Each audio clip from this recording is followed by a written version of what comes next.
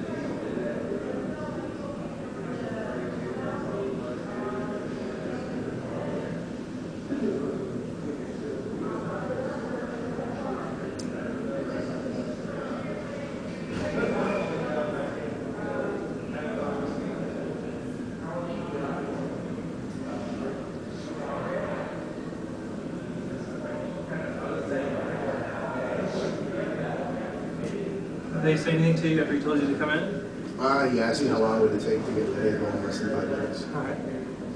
Cool.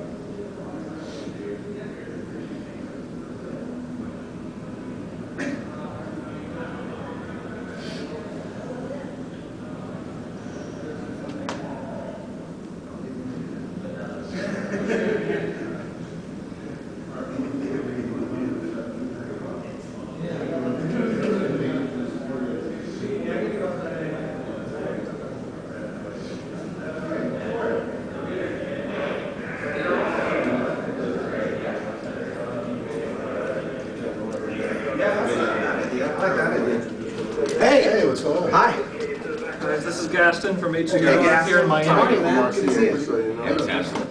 I'm Tyler with RCA. Oh, what's I happening? met you guys in Atlanta briefly. All right. Met you guys last night. What's happening? Not a whole lot, man. Excited to see you guys. Excited to do the interview. Me too. Are you? I am. Let's go. I'm having coffee. Are you sure? Oh, yeah. You don't need coffee? At this time of the night? Well, I woke up at like 8 in the morning, which is like 5 in the morning at home. So, Yeah. Plus we go on at 10. it's kind of a late show. Still huh? got it's kind of a late one. Is that going to And be we done play every for like night? 2.5 hours. Really? Yeah. And we have an after party to attend. Yeah. And then there's the drugs and the chicks. Fucking tough life, dude. It I is, better have it some is. coffee too. It's very obvious from watching your videos that they're funny. Have you ever given any thought to acting in films? Chris?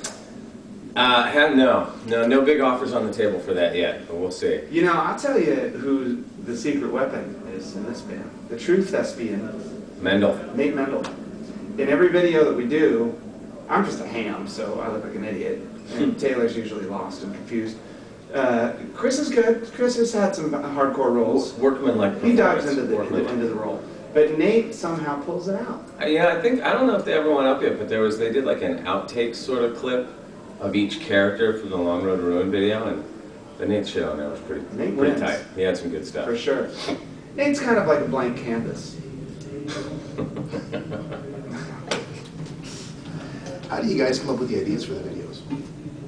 Well, some of them begin with our ideas, and we direct some of them ourselves. And then sometimes, you know, we'll just solicit treatments from a bunch of other directors. And it's a weird thing when you make a video for a song just making videos is kind of weird, because you put so much into writing the song and arranging the song, and then so much into recording the song, and then into mixing the song, and then into mastering the song, and then sequencing it on an album. And then when it comes time to visualize that, you just hand it to someone else, which is weird, because it's usually an extension of something that you really feel and that, you know, is close to you or whatever. So it usually happens that someone will send a treatment back that has absolutely nothing to do with the song, and it makes no sense at all. And sometimes those are the best treatments, you know. But when you direct it yourself, I think it's a better extension of the original core idea or concept of the song. And sometimes it's just performance, sometimes it's shenanigans or whatever, but I like it when we direct our own videos. I think it's fun. But we've had the opportunity to work with some really kick-ass directors too, like Michelle Gondry, Jesse Peretz, and Mike Palmieri. A lot of good people. You gotta love the way, I don't know if you've ever read a treatment for a video, but they're always like, we want to highlight the passionate performance of Dave's anger emanating from it. Like the way that they word them, it's always really goofball. They're kind of ridiculous. They're really trying to sell you on their passionate vision. This will be the most intense performance video of all time. What's the oddest thing you've put on your writer that you've actually received? Well, we went through a stinky cheese phase. I don't know if that has. I don't know if we still get that. You know, to be honest, there's like 2 things I touch on the writer. 3: smokes, beer, and whiskey. I really don't touch the other stuff. But the good thing about the writer is that once we're finished, the road crew kind of cleans us out. So their bus looks like a Costco. None of that shit goes to waste, believe me. No. We have big roadies. Yeah. Now that you've had a child, I'm sure it changes a lot of things in your life. How have those changes affected your songwriting? A lot, I guess. I mean, There's less time to write songs. you just write really quickly and change it. I think that, you know, if you're writing from a personal perspective and it's not so much storytelling, it's something that's your own, then whenever you have a big change in your life or something like that, if something like that happens, it's inevitable it's going to make its way into how you write. And it definitely did on this album. And, you know, it's changed. All of us have kids now. And it's changed a lot about this band. In a way, it's made the band a lot more comfortable and things run really smoothly now. And you imagine it'd be sort of the opposite, you know. But now it just feels like everybody's kind of grounded and I don't know, just comfortable. It's nice. Things seem really mellow out here, Yeah. compared to, you know, like at my house at like 7 in the morning. You know, this is it's so easy going. Everybody's just kind of hanging out, and quietly checking your email or whatever. My house, it's like lightsaber fights and fucking screaming, you know. It used to be that going on tour was, you know, work, and going home was vacation, and that's kind of flipped. Yeah. It's funny how life does that. Yeah. The last song on your new album, Home, what does it mean to you? Well, a lot. You know, and I've always tried to write songs that make sense to me and that are honest interpretations of something that I feel strongly about. Sometimes it works and sometimes it doesn't. And every once in a while you write something really quickly that's really simple that says everything that you wanted to say, and I think that song says a lot, especially at this point in my life, you know.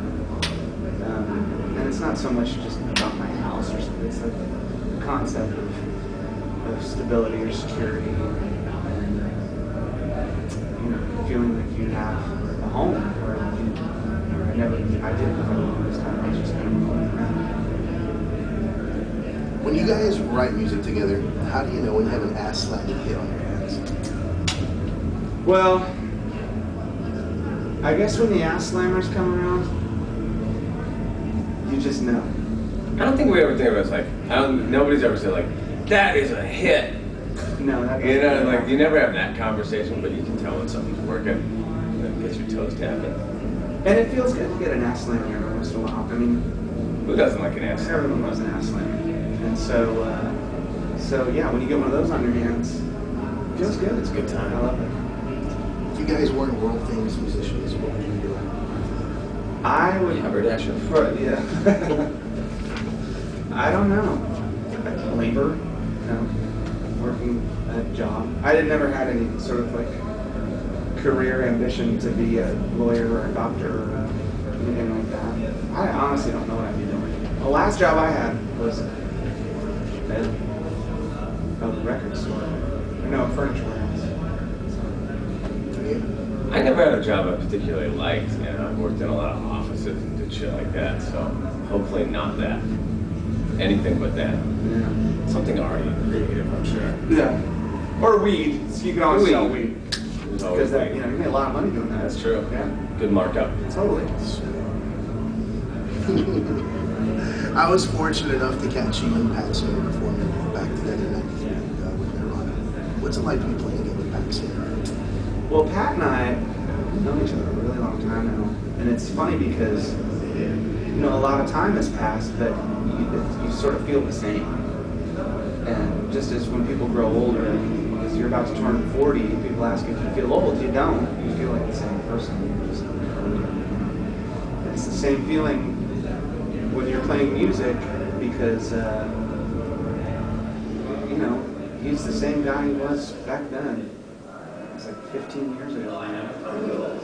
So it's great, and if you look around here in the venue, you'll see the people that we work with, who we've worked with for some of them 10 years, some of them 18 years, and it's kind of like this big extended family.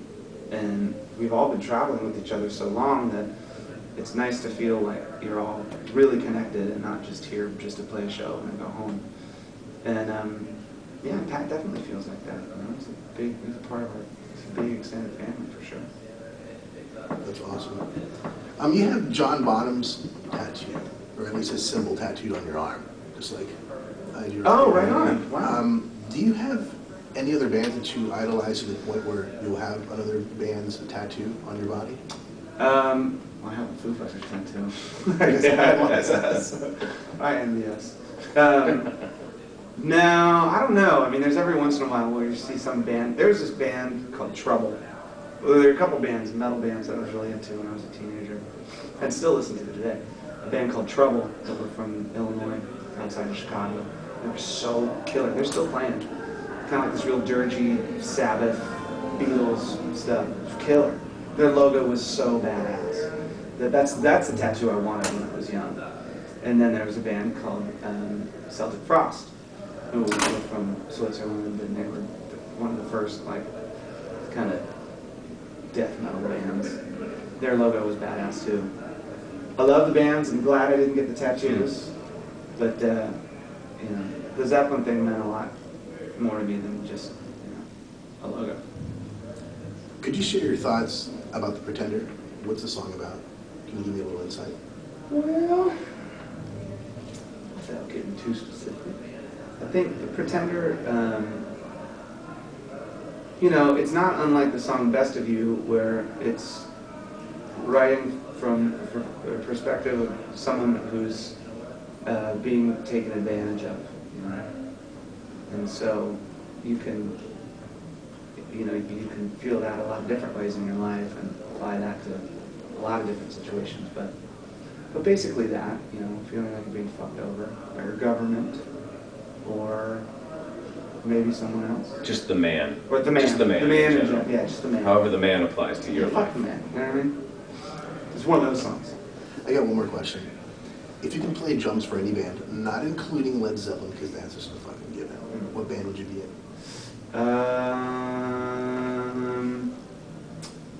Queens of the Stone Age. Yeah. They're the only ones I'd really do it for. I might go play in the studio with people, but to jump up on stage and really play with someone, it'd have to be Queens, because they're just fucking awesome. And fun, you know, because you get up on stage with them and you really don't know what's going to happen. Because the people that are in the band are those types of musicians, where it's like, you get to one section of a song and everybody's badass enough that if someone takes the ball and starts running with it, then you just fucking follow them. Then 10 minutes later, it's time to stop the song and you magically produce an ending. So, yeah, Queens for sure. They got great songs and a great band. I know you used to play for No Use for a Name, and you currently play for Me First and Demon Gates. Is there another band you'd be interested in playing for?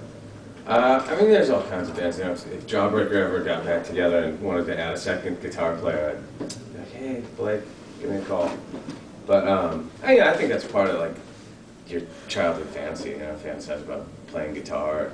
I'm really, you know, inside I'm actually a frustrated drummer. I wish I learned to play drums, because when I listen to music, I always think about the drums and I can't actually physically do it. Whereas Taylor's more like a frustrating drummer. Yeah, frustrated drummer, frustrating drummer. Cool, man. Thank you guys very much for taking the time. Thanks, man. I know you guys got other people doing shit. When did you get that tattoo? 3 years ago. Yeah. I believe you smoke Parliament. I do. And I know you Brother. get free cigarettes from the You're people, the but I just king. wanted to fucking Fuck, give you a man. pack. You're my new best friend. I like dark That's chocolate. great. You got anything in that bag? Oh, man, I wish. Taylor likes chai tea. Yeah. Just say that for next time. Do you guys have a ping pong table with you No, guys? no table on the trip. No, there's one at the studio. We gotta get one out on this trip. Against me have the fucking foos ball in there. Do they really? They do. I noticed one of them carrying an actual soccer ball too, so they must have a I think the soccer foosball thing. might be the most punk rock of all of our sports. Oh, for sure. 'Cause More than darts. It more than implies darts. that you've been to Europe. Exactly. You know? You've played a German rec Yeah, center. exactly. Those have European implications. Oh, for sure. They do. You might know Dave Pollock if you're playing that. He's packing up.